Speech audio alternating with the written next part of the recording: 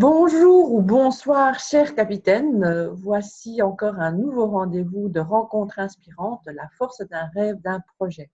Aujourd'hui, mon invité est Robert Savoie. Je ne vais pas vous en dire trop sur lui, vous allez découvrir sa personnalité durant l'entretien, mais ce que je peux vous partager, c'est que c'est vraiment une très belle personne qui m'a vraiment touchée durant une formation qu'on est en train de suivre, lui et moi. Robert, merci d'avoir accepté ma demande. Ben, ça fait plaisir. Et la première question, c'est qu'est-ce qui t'a attiré, qu'est-ce qui t'a poussé à accepter justement de participer à cette émission, à ce projet, à cette aventure, rencontre inspirante, la force d'un rêve, d'un projet?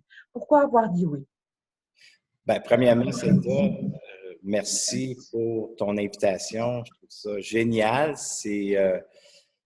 C'est une belle opportunité pour moi de montrer aux gens qui il est, Robert Savoie. Et je parle beaucoup, moi, de la personne que tu es. C'est des échanges que nous avons eus en privé, ton état d'être, la belle personne que tu es. Je suis parti de là. J'aime connaître les gens et c'est ce qui m'a inspiré à vouloir participer à ton projet. Merci de ce compliment, Robert. Alors, la force d'un rêve, d'un projet, est-ce que tu as des rêves? Est-ce que tu en as eu enfant? Est-ce qu'il y en a qui se sont réalisés? Ou est-ce que ça se transforme quand on grandit? J'ai plusieurs rêves. Moi aussi, moi aussi. Plusieurs rêves et mes rêves que j'ai présentement, c'est de parcourir à travers le monde et d'exprimer mes expériences aux gens. Ce que j'ai vécu et comment est-ce que j'ai fait pour transformer mes expériences traumatisantes en positif. Et comment est-ce que j'ai fait à devenir une personne qui était très, très dure sur lui-même. Je me suis beaucoup jugé, peur de ne pas être aimant, peur de ne pas être aimé, et ainsi de suite. Là, toutes les peurs, je les ai toutes et j'en suis conscient. Et la plus belle découverte que j'ai faite, c'est ma sensibilité en tant qu'homme. Être sensible à Robert, le petit garçon qui a été. Et cette découverte, ça a été plusieurs années parce que l'acceptation, elle n'était pas toujours présente à ce moment-là. Pourquoi? Parce que je m'étais fait dire, un petit gars, ça pleure pas, là, OK, lève-toi debout, là, puis va jouer. Ou un homme, ça pleure pas. Fait que j'avais la croyance que c'était d'être faible, pleurer, c'était d'être faible, être sensible à soi. Et cette acceptation-là, mais c'est fait avec le regard aimant sur soi, à devenir le bon parent pour le petit Robert. Et aujourd'hui, ben, j'aime cette sensibilité-là que je porte. C'est super important, en effet, ce que tu dis là. La sensibilité chez un homme est encore tabou au jour d'aujourd'hui dans notre société. Et alors, tu dis que tu as appris à apprécier, à aimer cette sensibilité-là. Comment est-ce que tu as fait, finalement? C'est de me donner le droit d'exister dans qu'est-ce qui est là au moment présent. C'est d'accepter les émotions qui font surface parce que des émotions, c'est imprévisible.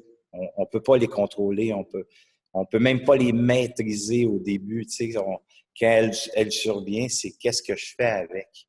Alors, j'ai appris à m'observer avec cette émotion et quand l'émotion est là, ben, je l'accueille.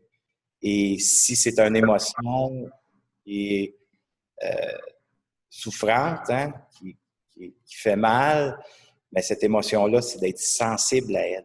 C'est d'avoir un regard aimant, lui donner le droit d'exister. Et à ce moment-là, il y a une sensibilité que je porte. Et quand je suis sensible et que je m'accueille dans cette façon-là, l'acceptation, elle est là. Et ce pouvoir d'acceptation-là m'amène à quelque chose qui est plus grand que moi. Pour moi, c'est là que la magie commence à opérer. Et de quelle manière est-ce que ça t'a aidé à avancer vers tes projets, vers tes rêves? En quoi ça a permis de réaliser? Bien, ce qui arrive, c'est que mes rêves que j'ai, hein, quand je regarde, je vais donner un exemple clair et précis. OK? Un des rêves que j'ai, c'est d'être à mon poids. Okay? Mon poids santé. Là, je fais le tableau. OK, je vais m'entraîner 4 fois par semaine. Je vais manger 5 fois par jour. Je fais le gros plan, là, le big picture. OK? Là, quand je regarde le tableau, ça fait « Oh! » Ça fait peur. Parce que c'est beaucoup d'actions à prendre. Et le comment, moi, je l'ai banni de mon vocabulaire parce que le comment, c'est là que ça m'amène à éveiller tous mes peurs. Ça m'amène à éveiller toutes les émotions. Alors là, je procrastine. Et je tourne en rond et je vais faire des actions que je suis confortable. Alors, je reste dans le confort. Mais par contre, ce que j'ai mis en place, c'est que quelle action que je vais faire qui va être en la direction de mon rêve. Et là, ce que je fais, c'est que je me ferme les yeux et en me fermant les yeux, exemple, si je vais m'entraîner 3 fois par semaine, quel sentiment qui va s'éveiller en fermant tes yeux? Le plus haut chiffre, mettons jusqu'à 10, là, quel chiffre qui va s'éveiller? 3 fois par semaine, ouf, ça fait 3, 4. Fait que, oups, pour moi, mon action est trop grande. Alors, il faut que je la découpe. Il faut que je la coupe en parties. OK, si je vais 1 fois par semaine, encore là, je ferme mes yeux, de 1 à 10, ça fait quoi? Et la première fois que j'ai fait ça, c'est encore trop. Alors, je l'ai découpé. OK, bien là, tu vas te lever, Robert, parce que moi, je m'entraîne à 5 heures le matin. Je me lève à 4h30. Alors, juste le fait de te lever, Robert, t'en aller au gym, ouvrir la porte du gym, de 1 à 10, ça fait quoi? Ça fait 8. Ah, là, mon action, je dois faire. Alors, le lendemain matin, je me suis levé à 4h30, 5 heures, j'étais au gym. J'ai ouvert la porte. Là, je me suis dit, est-ce que je rentre ou je m'en vais? Mais tant qu'être ici, j'y rentre. Voilà. Tu comprends? Je ne sais pas si on comprend. Fait que je découpe mes actions. Alors, le comment, là, je vais y arriver parce que je l'ai mis en place. Je l'ai mis en place, mon plan. Maintenant, c'est de faire une action concrète à tous les jours qui va m'amener dans cette direction-là. Et aussi en étant à l'écoute de ton ressenti. Ça a l'air super important, ça. Bien, j'éveille moins de peur. Je suis juste comme sur le bord du précipice. Si je fais un pas de plus, je tombe dedans.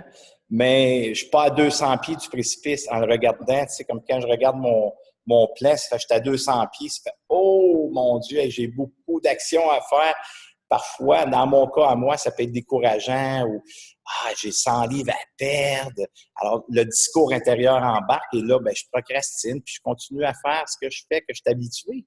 Les mêmes actions, les mêmes patterns.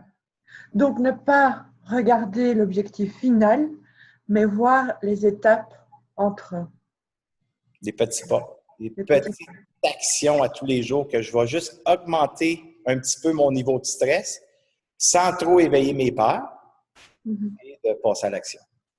De faire une action concrète dans la direction de mes rêves. D'accord.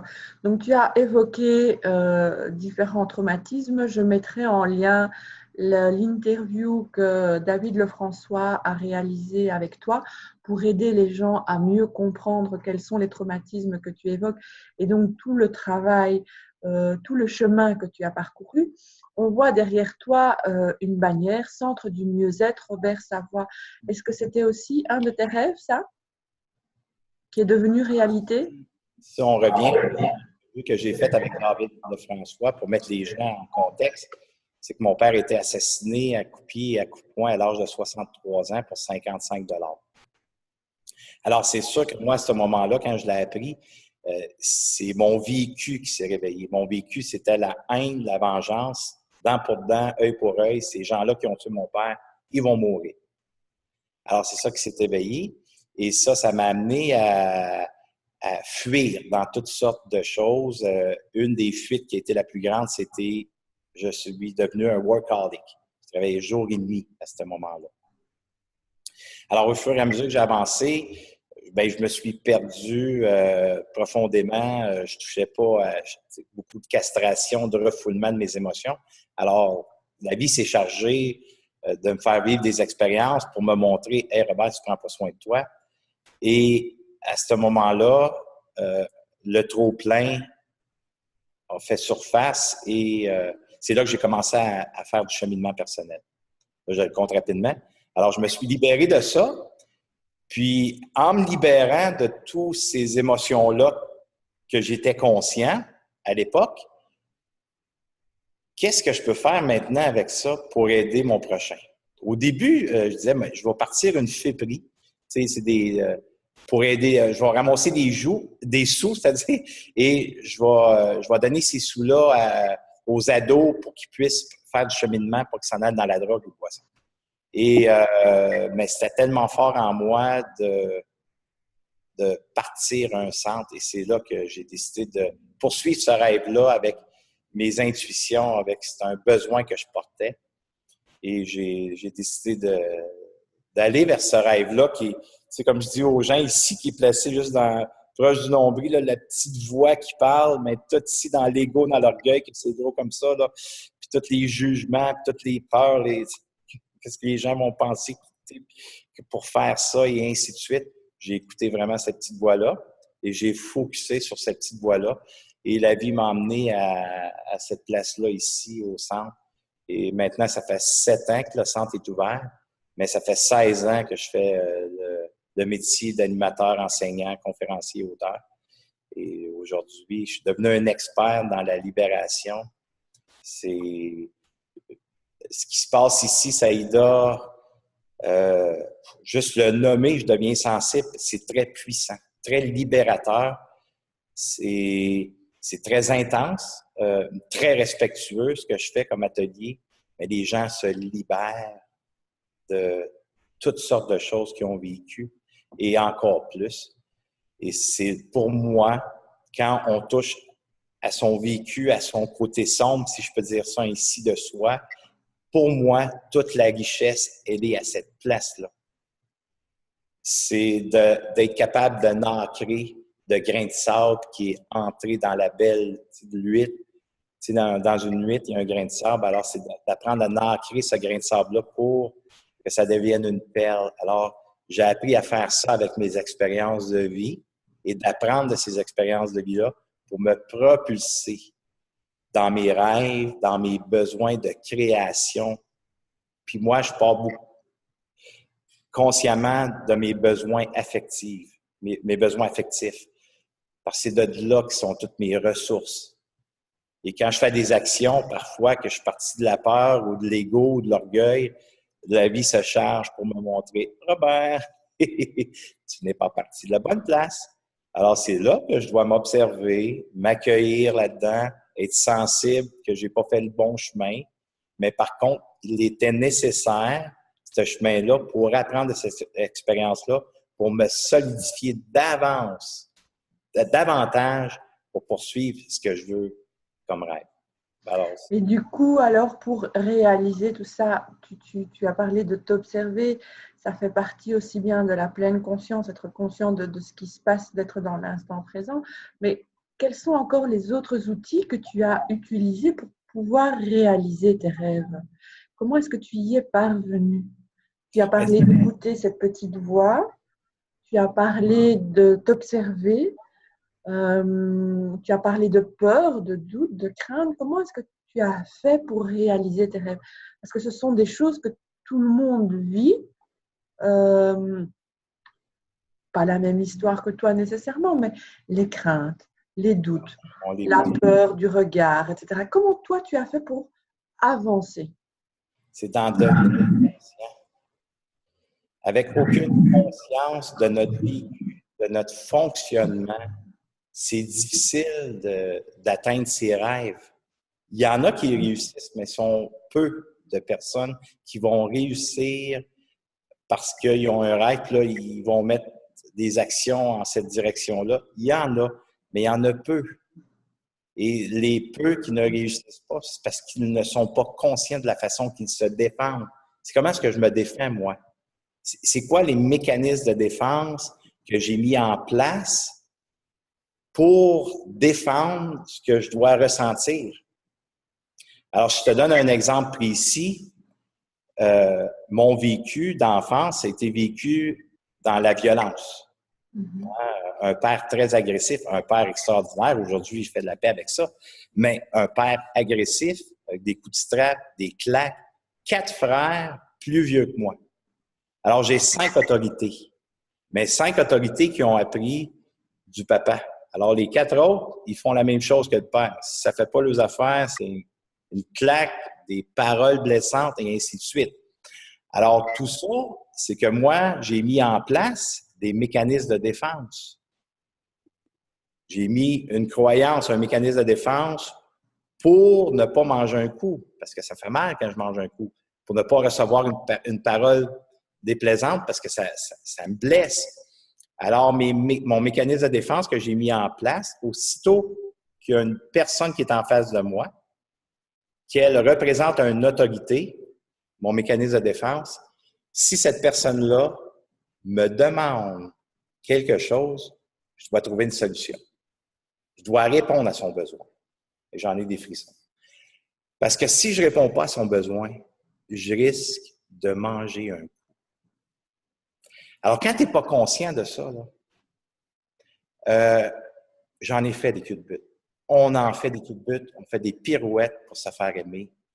Et à un moment donné, on réalise avec le temps, j'ai réalisé, hey, c'est quoi moi je veux, Robert Savoie? Qu'est-ce qui est bon pour moi? C'est quoi mes besoins? Je ne savais même pas c'était quoi une émotion. Je ne savais pas c'était quoi une peur. J'avais peur, mais je ne savais pas comment l'identifier. Alors, quand j'ai commencé à identifier mes mécanismes de défense, comment je me défendais avec les gens qui étaient en face de moi, oh, c'est là que là, je m'observe. OK, il y a une personne qui est autoritaire en face de toi, Robert, observe-toi. Qu'est-ce qui monte comme émotion? C'est quoi la peur? Peur de déplaire. Peur de manger un coup si je ne réponds pas à son besoin. Mais maintenant, là, je le nomme. Excuse-moi, regarde, j'ai peur de te décevoir. J'ai peur de manger un coup, tu sais, à force que... Puis je veux tellement pas te décevoir, mais par contre, si je m'écoute, je suis pas la bonne personne pour t'aider. Je pourrais pas répondre à ton besoin. Je suis désolé. Alors, ça se peut que j'aie la compréhension de la personne qui est en face de moi ou qui se pose des questions de... Ça se peut, mais au moins, moi, je m'accompagne. Je me lâche pas, je m'abandonne pas comme j'ai toujours fait. Je reste présent dans qu'est-ce qu'il est présent, dans le ici maintenant, qu'est-ce qui monte. Alors, quand je m'observe, je le nomme, je l'exprime, mais là, je m'accueille. Et cet accueil-là, ben, m'amène à accepter que c'est mon vécu. Alors, je suis devenu mon meilleur ami, mon meilleur compagnon, d'être sensible à ce petit garçon-là qui a eu peur, même si aujourd'hui, je viens d'avoir 50 ans. Fait que je m'accompagne dans cette façon-là parce que mon père, ma mère, mes frères ne peuvent plus me nourrir cette affectivité-là. Ils peuvent m'aimer, ils peuvent me dire « Je t'aime, mon frère », ma mère qui est encore vivante, t'es beau, Robert, c'est encore ta graisse de bébé que tu portes. Elle peut me dire ça, ben la seule personne qui peut se nourrir effectivement, c'est moi. Alors, comment est-ce qu'on se défend à tous les jours? Alors, c'est de faire le choix conscient.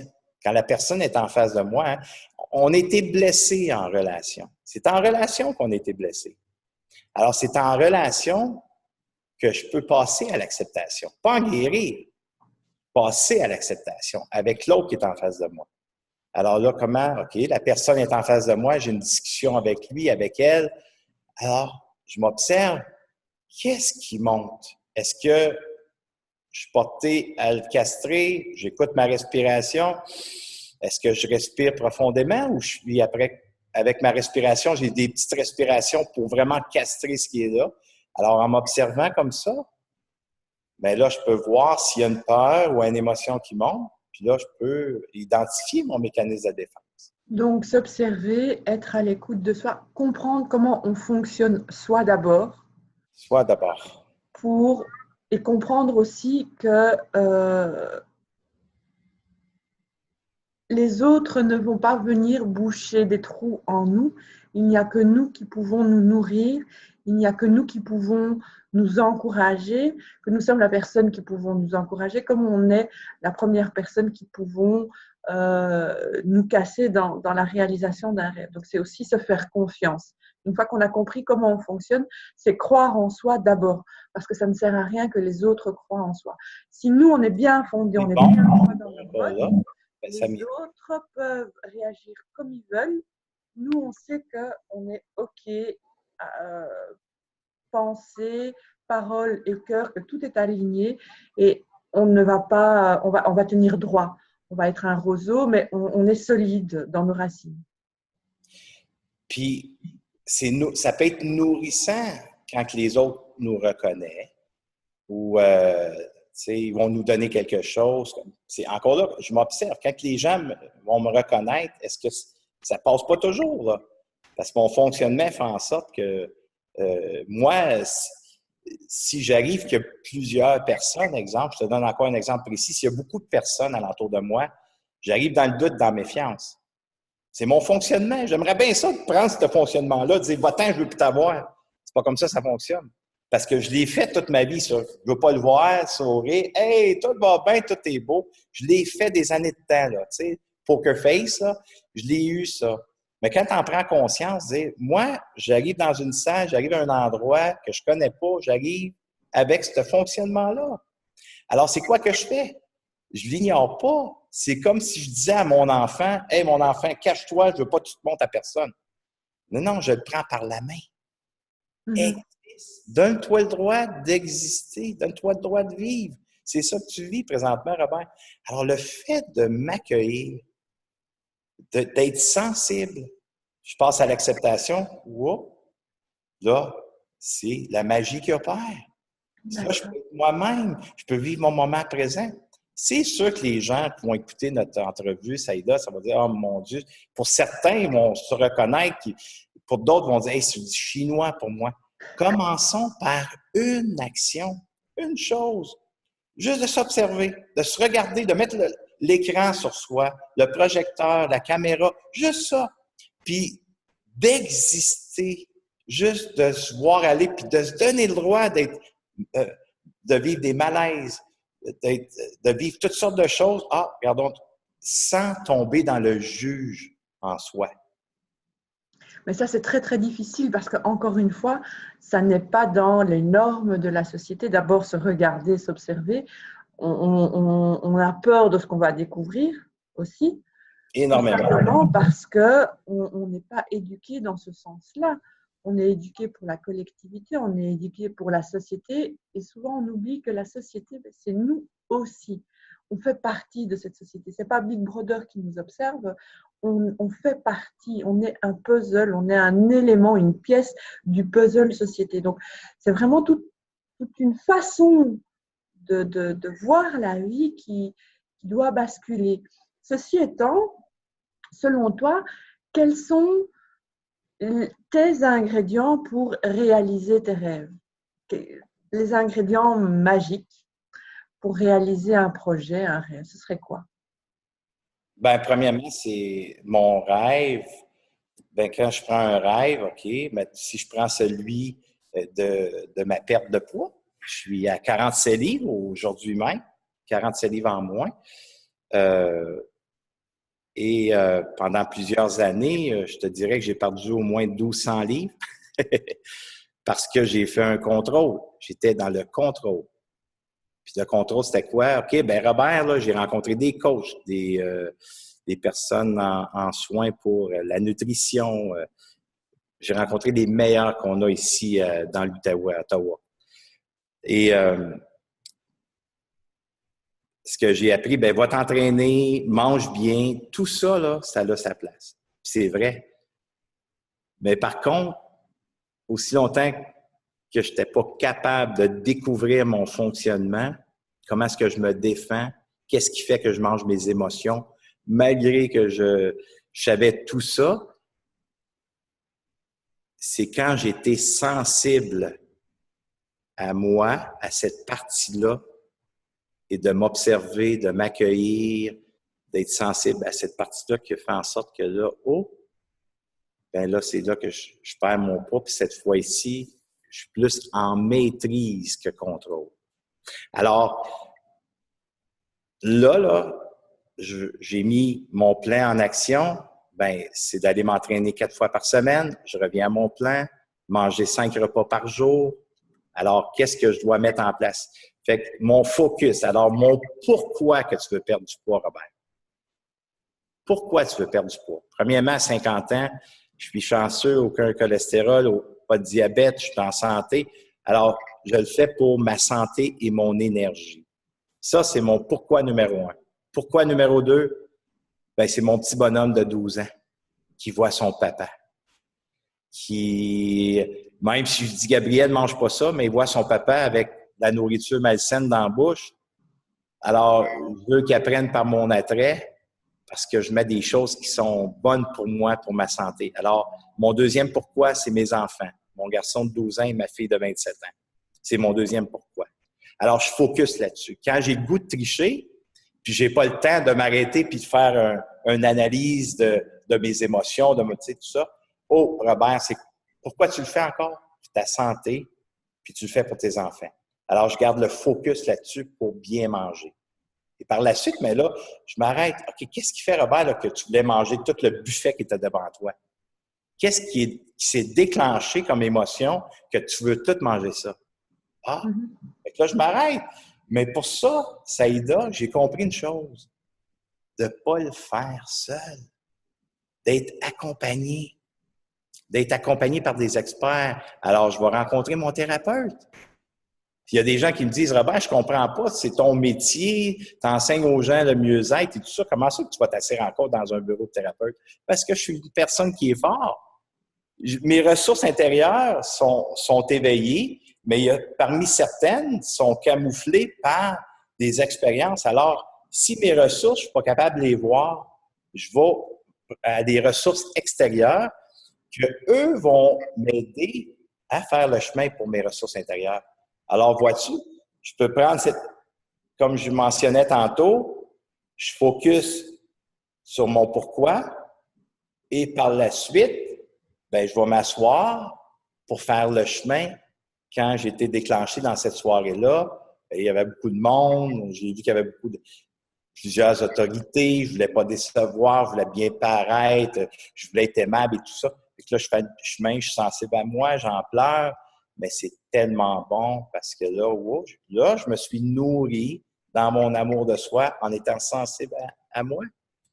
Donc, si je résume un peu, tes ingrédients, c'est l'observation, ensuite le pourquoi, quel que soit le projet que tu as, tu observes ton pourquoi ou tes pourquoi.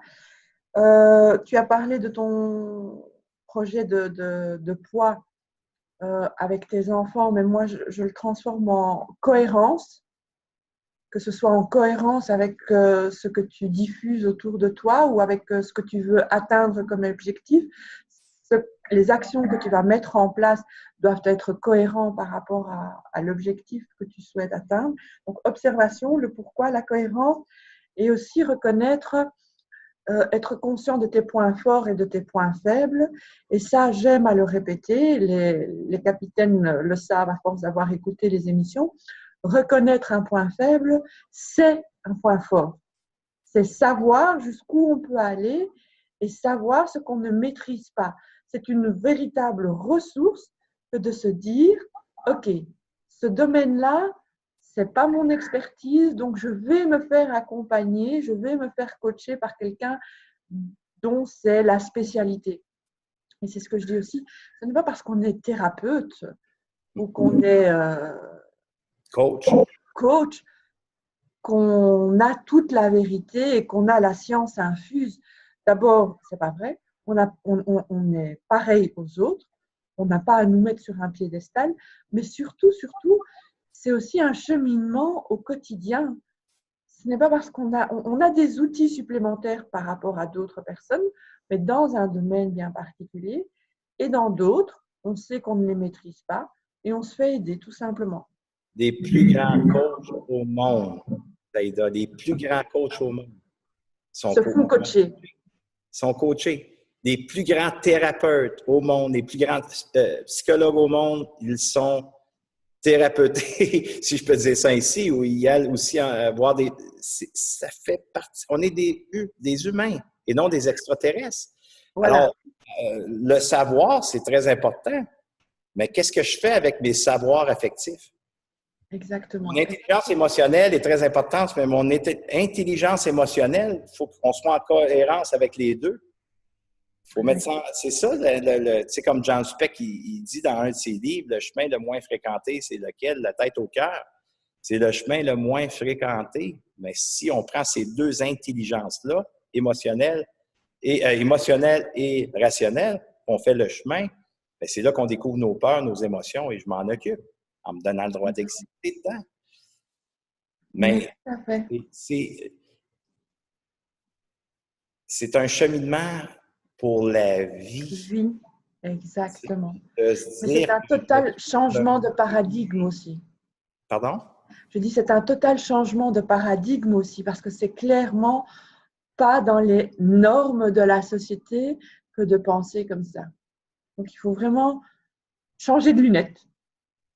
On enlève les lunettes que l'on a portées jusqu'à présent et on met de nouvelles lunettes. Et surtout, on n'hésite pas à changer régulièrement de lunettes. Donc, à changer de point d'observation, à changer de perspective pour envisager une situation sous un autre angle. Parce que je ne sais pas si tu as déjà vu cette image sur les réseaux sociaux. Il y en a deux en général. Mais celle dont je parle, c'est le chiffre 6 ou 9, ça dépend. Et c'est écrit sur le sol et il y a deux personnes. Donc, les deux personnes voient le même dessin sur le sol. Pour une, c'est le chiffre 9. Pour l'autre, c'est le chiffre 6. Elles voient la même chose, mais elles sont sur un point de perspective différent. À partir de là, on a une vision d'un problème, mais on sait qu'on n'a pas toute la vision parce que ce n'est pas notre champ d'expertise. Et donc, on va aller chercher l'aide où c'est la spécialité pour nous faire aider. D'être accompagné d'experts nous propulse davantage et plus rapidement dans nos rêves. Voilà. Quand je vais m'entraîner 4 fois par semaine, j'ai un entraîneur 3 fois par semaine. Parce que ce n'est pas ton truc, ce n'est pas ton domaine. C'est pas mon truc. Puis en plus, Aïda, il y a des fois, je rentre là à 5 heures le matin, ça fait... Ce matin, là, si j'étais seul, je me sens que ce serait mollo, mais lui, il me pousse. Alors, mon énergie est en feu quand je sors de là. J'ai le goût de bien manger, parce que lui, il me nourrit d'une certaine façon, là, avec ses paroles. C'est à moi de les recevoir et de les intégrer. Alors, c'est pour ça, être accompagné, c'est la plus belle chose qu'on peut s'offrir. Mais là, j'ai le goût de poser une question à nos auditeurs, tes capitaines. Est-ce qu'on est assez important pour ça? Oui. Ça me touche de dire, donnons-nous cette importance. Donnons-nous cette importance. On donne l'importance à laver nos voitures, la maison, les fenêtres, faire des commissions, faire tout, faire ça, que tout le monde est bien autour de nous. Quand ça vient à nous, est-ce que je peux me donner cette importance-là? De me choisir? On le mérite.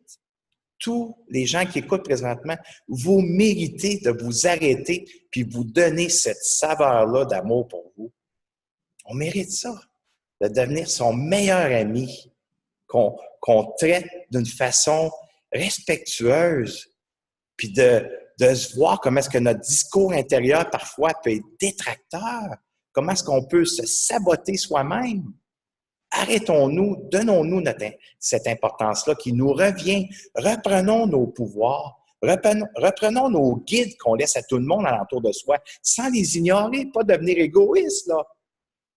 C'est pas ça. C'est de devenir centré sur soi, se donner cette importance-là, puis plus on va faire ça, plus on va pouvoir partager cet amour-là aux autres en se donnant le droit d'exister pleinement avec qu'est-ce qui est là, dans l'honnêteté et dans l'authenticité de soi. Et pour ceux que ça ne fait pas leurs affaires, ça ne veut pas dire que c'est des méchantes personnes ou qui sont peut-être pas les personnes qui sont nécessairement prêtes à entendre ça. Alors, ces personnes-là, ça ne veut pas dire qu'ils ne reviendront pas un jour, mais présentement, ils ne sont pas dans cette direction-là d'amour de soi. Ça ne veut pas dire qu'on est mieux qu'eux, mais allons dans la direction des gens qui vont nous propulser qui vont nous croire en nous, puis qui vont nous encourager à prendre soin de soi, à nous respecter dans nos choix, que c'est pas leur choix. Ben, c'est bien les miens. Puis même si eux sont impuissants avec qu'est-ce qu'on fait comme démarche. Ah, ouais, tu veux faire ça? Mais je te respecte parce que j'ai de l'amour pour toi. C'est là qu'on peut voir nos amis sincères, nos familles qui nous aiment, qu'est-ce qu'on fait. Alors, ça revient à l'importance de se choisir, d'exister tel que nous sommes.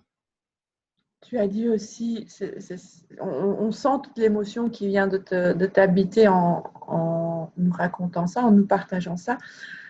C'est aussi important, effectivement, d'être dans le non-jugement, parce qu'effectivement, si soi-même, on est en cheminement, ça n'est peut-être pas le cas de notre entourage, et donc l'accepter, le comprendre, mais veiller à être en contact avec des personnes qui vont venir nous nourrir, non pas comme des vampires, mais simplement qui vont nous permettre de baigner dans cette énergie de je le mérite, j'en vaux la peine, comme le dit la publicité ici en Europe, parce que je le vaux bien,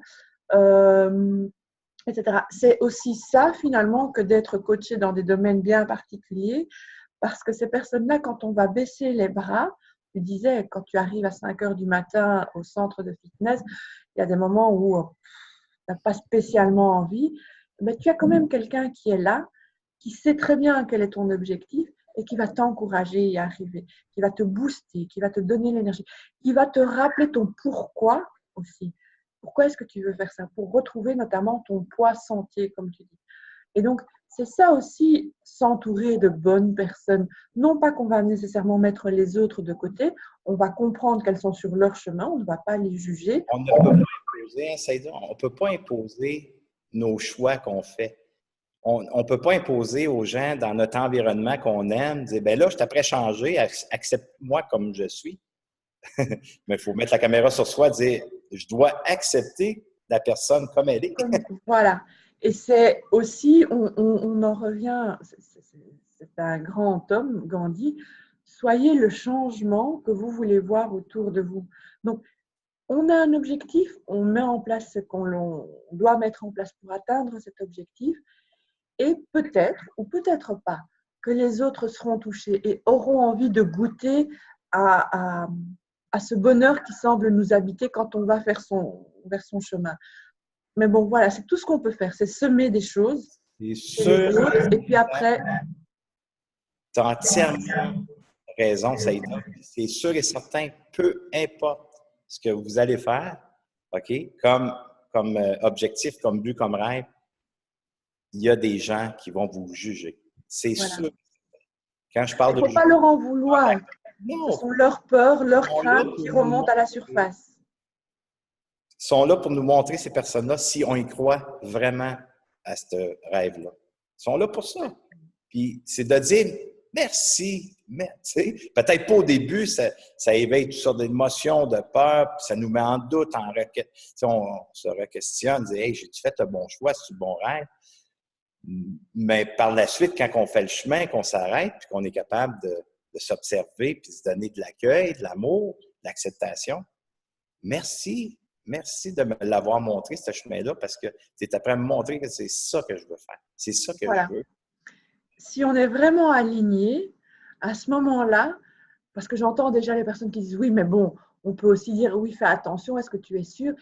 Il ne faut pas nécessairement réaliser un rêve à tout prix, mais si on est aligné avec soi-même, si on est en accord, en cohérence avec soi-même, on va reconnaître si oui ou non notre projet est réalisable ou pas, si c'est le bon moment pour le faire ou pas, ou si ça relève de la chimère.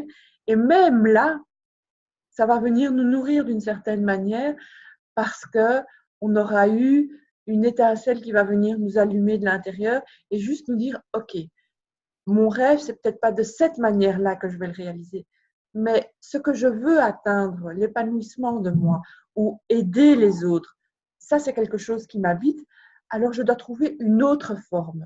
Un rêve, c'est aussi la forme que prend un contenu. Et on ne doit pas s'attacher à la forme, mais juste au contenu et voir de quelle manière on va le réaliser. On pensait écrire un livre, on ne l'écrit pas. OK, c'est peut-être d'une autre manière que ça va se traduire. Et c'est peut-être ça aussi que les autres vont nous renvoyer, tout simplement.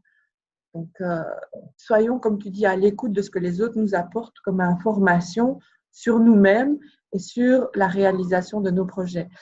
J'ai parlé de Gandhi et j'avais envie de te demander, Robert, est-ce que toi, dans ta vie passée, actuelle, tu as eu des personnages ou des personnes réelles qui ont vraiment vécu d'aujourd'hui ou d'il y a quelques années qui t'ont inspiré ou qui continuent de t'inspirer? Oui, j'en ai, oui. Mon garçon. Mon garçon, il m'inspire. C'est un champion en conduite de karting. Il est le premier au Canada en points présentement. Et c'est son attitude, sa façon de penser, son énergie, son positivisme. Il m'inspire énormément. Alors, il me pousse à, à faire attention à moi davantage. J'ai une personne au gym aussi qui s'appelle Steve Morneau. Il est champion mondial au tir de poignet, gaucher et droitier. Je l'ai appelé, je dis Steve, j'aimerais ça que tu sois mon mentor parce qu'il réussit dans le domaine de la nutrition et tout ça. J'ai François Lemay qui m'inspire beaucoup aussi, des leaders de conscience. Mm-hmm. Alors, j'en ai quelques-uns dans des domaines spécifiques, puis je les regarde aller. Qu'est-ce qu'ils font pour réussir, ces personnes-là? Qu'est-ce qu'ils ont mis en place? Et sans être comme eux, sans faire ce qu'ils font, mais ils montrent un chemin que c'est possible, puis je peux réussir. Alors, c'est important d'avoir des mentors, d'avoir des gens qui réussissent dans le domaine du rêve qu'on va choisir. Mm-hmm. Très bien. David François aussi, que je n'ai pas nommé, quand je l'ai écouté ici au Québec en conférence, j'étais assis. Je l'aurais écouté pendant des jours. J'étais assis. Hey, continue. C'est inspirant, cette personne. Un homme sensible. Quand on est près de lui, quelqu'un de sensible, tu sens cette énergie-là. Moi, j'aime beaucoup ces personnes qui sont sensibles, qui sont authentiques, vraies le plus possible, qui sont humains, qui ont cette chaleur-là, cette grandeur. Alors, on arrive à la fin de notre entretien. Je vais encore te poser une petite question et puis on va finaliser. Est-ce que tu penses qu'avec l'âge, il arrive un moment où on n'a plus de rêves? Ou est-ce que c'est un moteur de la vie d'avoir des rêves, des projets? J'ai un exemple clair et précis, Saïda. En atelier, il y a un monsieur qui est venu 65 ans, il y a quelques années passées, puis il venait en session parce qu'il n'avait plus de goût de vivre. Il avait plus, il dit, j'ai plus de raison de vivre, Robert. Il s'est ouvert à moi, puis j'ai trouvé le monsieur vraiment authentique et vrai. Je dis, wow! Et toute la fin de semaine, on a poursuivi et à un moment donné, je demandais aux participants, c'est quoi ton rêve? Et quand c'est arrivé à lui, il m'a dit, Robert, j'ai fait le tour du monde plusieurs fois, j'ai eu du matériel, il était millionnaire, le monsieur, là. Il avait tout eu comme matériel. Il dit, j'ai plus de rêve, j'ai tout fait ce qu'il y avait à faire. Et j'ai dit, voilà ce qui se passe. Donne-toi des buts, donne-toi un rêve, va aider des itinérants à sortir de la rue, va donner de la soupe aux gens qui ont besoin, fais quelque chose, va faire du bénévolat. Tu n'as plus de rêve, tu n'as plus de but. Ça prend des rêves. Ça prend des buts pour allumer ce qui est à l'intérieur de soi. C'est important. Si vous n'avez pas de rêve, c'est pas grave, mais choisissez un rêve que vous allez pouvoir poursuivre, qui va vous allumer, qui va allumer cette énergie puissante-là en dedans de vous. Puis pendant qu'on va le réaliser, ce rêve-là, mais toutes les expériences que nous allons vivre, qu'on a besoin de marcher dans le désert parfois pour cogner à des bonnes portes, bien, accompagnez-vous. Accompagnez-vous, puis regardez votre rêve et dites, hey, j'ai un rêve. Pourquoi pas l'atteindre? Pourquoi pas faire rêver les autres que oui, ça se peut? Alors, c'est tellement important d'avoir des rêves, là. Les plus fous, les plus grands, arrêtons de nous limiter. On se limite. Les plus grands, les plus fous. Pourquoi pas? Tout est possible. On était sur la Lune. Alors, si on était sur la Lune, tout est possible. pas à 50 ans, là, c'est pas mon rêve. Mais je veux dire, un rêve qu'on a le goût de réaliser. Ça peut être avoir une meilleure relation de couple. Allons chercher la satisfaction d'avoir une relation de couple. Wow, épanouie. Qu'est-ce que je peux faire? Hein, sortir une fois de temps en temps, de mettre des choses en place pour que ma relation de couple soit épanouie, qu'on vive du plaisir, qu'on soit dans la gratitude, dans la joie. Mettons des choses en place. Rêve-y, fais-le. Avec tes enfants, tu vas être un meilleur père, une meilleure mère. Mets des choses en place. Accompagne ton passé. Accompagne-les, ce passé-là. Tu as fait des choses, tu regrettes, tu t'en veux. Accompagne-toi. Pardonne-toi. Accepte-toi pour aller à tes rêves.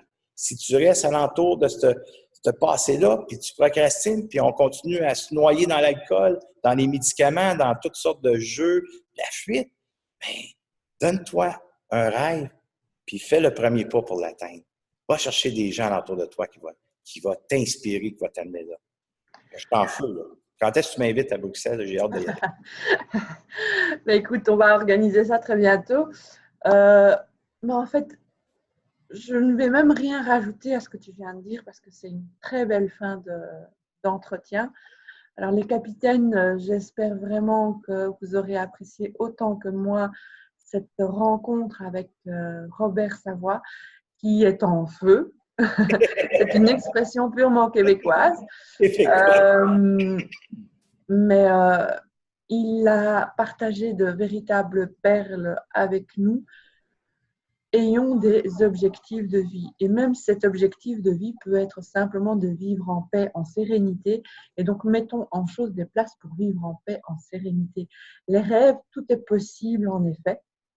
Il n'y a pas de grands ou de petits rêves, il y a simplement vos rêves à vous. Robert, un tout grand merci. Je te laisse le petit mot de la fin avant de quitter nos capitaines. Les capitaines, je vous aime. À partir de maintenant, là, vous n'êtes plus seul. Vous n'êtes plus seul. Accompagnez la plus belle personne qui existe au monde, qui est vous. C'est vous. C'est vous. Merci, Saïda. C'est un amour. Merci, Robert. Au revoir tout le monde et à très bientôt pour une prochaine rencontre inspirante. Je vous embrasse bien fort. Bye bye.